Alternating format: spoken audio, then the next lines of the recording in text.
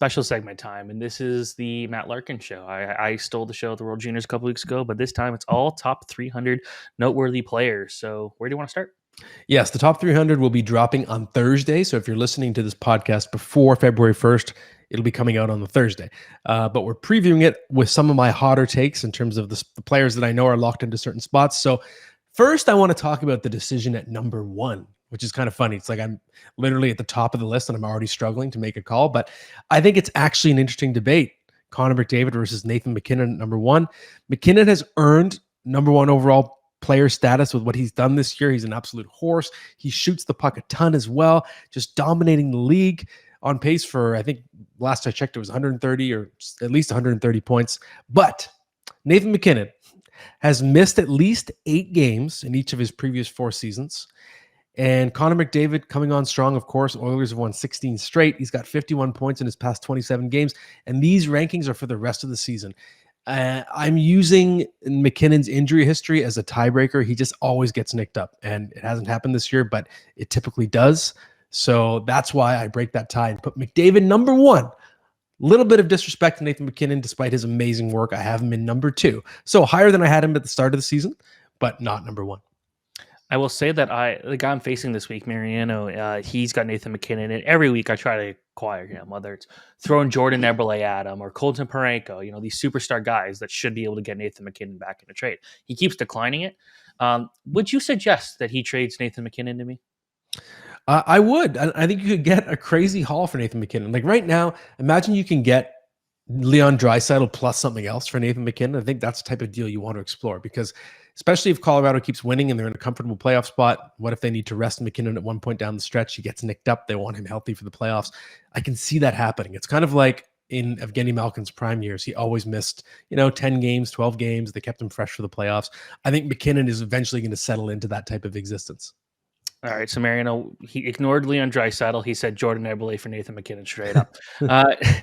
Next pick here in the top 300, Jeremy Swayman of the Boston Bruins. Yeah, I surprised myself ranking him this high. So again, my rankings as we record this are not finalized, but I have him in the vicinity of the top 5 goalies. And again, he's in that timeshare with Linus Ullmark, so it did surprise me that I have him this high, but I think he is the most reliable goalie in the NHL for rate stats. Right now, I think he's surpassed Ilya Sorokin for that unofficial title. In his career, he's been between a 921 and 914 every season, and even he's 921 right now, and he's been between a 914 and a 945 every season. He'll get those 25 to 30 wins. So yes, he's not going to be a 40-win guy because Ullmark plays too much. But if you just want someone to be really good every time he plays, then Jeremy Swayman is your guy. Yes. The same guy, Mariano, has Swayman and Ullmark as his 2 goalies. And I kind of suggested he try that strategy. It's working very well for him. Conor Berard, not playing right now, broken jaw. I believe he still might be showing up at the All-Star game to at least be involved in some stuff. But what are your thoughts there? Yeah, Conor Berard was a very tough player for me to rank. And I've been sort of moving him around. Maybe I'll just pull up my rankings just so I can give you a sense. Again, these are incomplete at this time. But for someone who's dealing with that broken jaw, we don't know the exact timeline. I have him currently sandwiched in between Cole Caulfield and Drake Batherson. So that's still a pretty high rating for a guy who's injured and not necessarily that close to returning yet. But I still love what we saw from him in that roughly half a season he played. He was at better than a 30-goal pace, close to a 70-point pace, shooting the puck a ton. And who knows, maybe this little rest won't be the worst thing for him. He comes back shot out of a cannon and confident.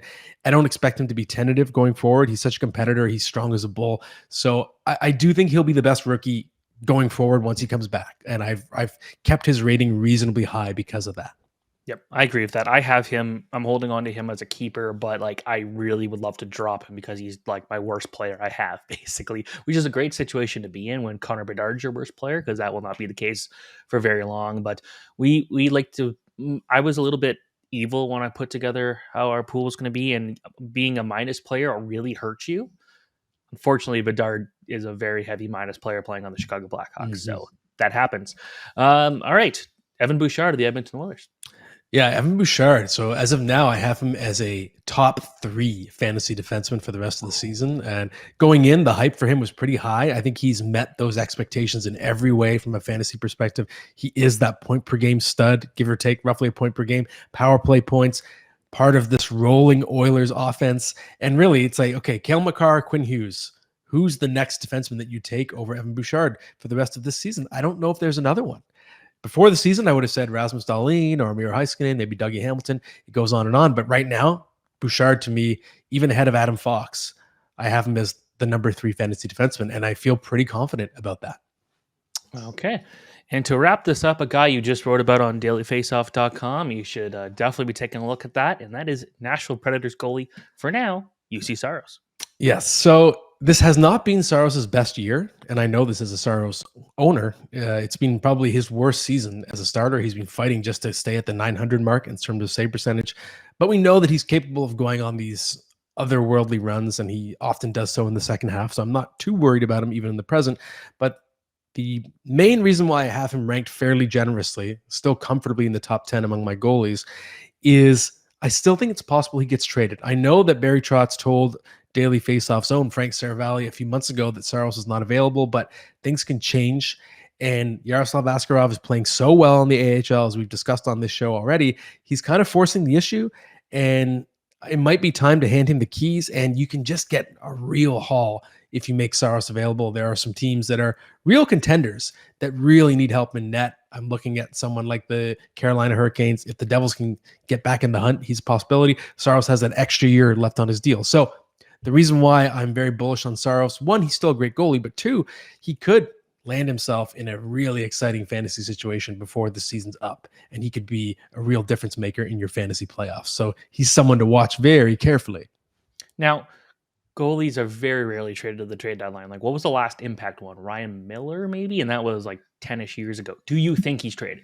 I think that there will be some inquiries made. I predict he gets traded in the summer. Because again, there's not necessarily urgency. And then if you trade him in the summer, teams can already have an extension baked into it. He'll be eligible to sign one July 1st. But it's not unheard of. We saw Joonas Korpisalo was traded at the deadline last year, and that was a pretty significant deal. He went in to join a contender as a starter. So that was kind of a throwback. And he played very well for a while. He sort of fell apart in the playoffs, but he was great down the stretch. So we've seen it happen. And the Kings are a team that I wonder, are they willing to not cash out, but sort of relegate Cam Talbot to backup status? He's been playing much worse lately. Maybe he's feeling wear and tear. So I think Saros would be a good fit there as well. So we'll see. That's someone to watch really carefully.